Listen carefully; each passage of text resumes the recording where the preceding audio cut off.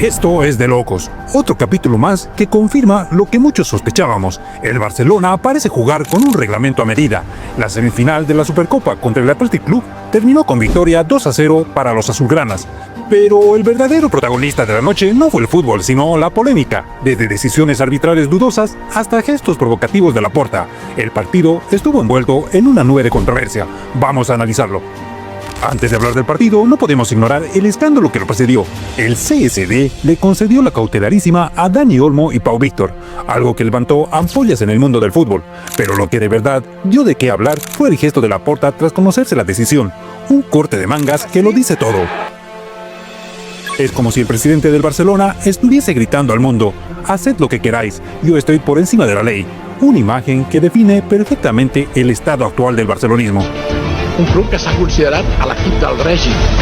Pasemos al partido. La primera mitad fue controlada por el Barcelona, con Gavi anotando el primer gol tras un gran pase de balde. Pero ojo, porque Gavi sigue siendo ese jugador que divide opiniones. Mientras algunos lo ven como el futuro del fútbol español, para otros no es más que un macarra protegido por los medios. Claro, si el mismo comportamiento lo tuviera Vinicius, ¿de qué se estaría hablando en este momento?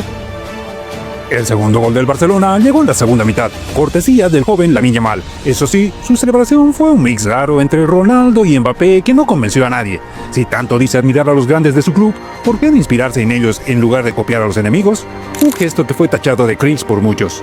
Ahora, al tema del VAR y los goles anulados. Dos tantos del Athletic Club que fueron invalidados. Especial atención al segundo, un gol de Iñaki Williams que no debió haber sido anulado, ya que Frenkie de Jong fue el último en tocar el balón.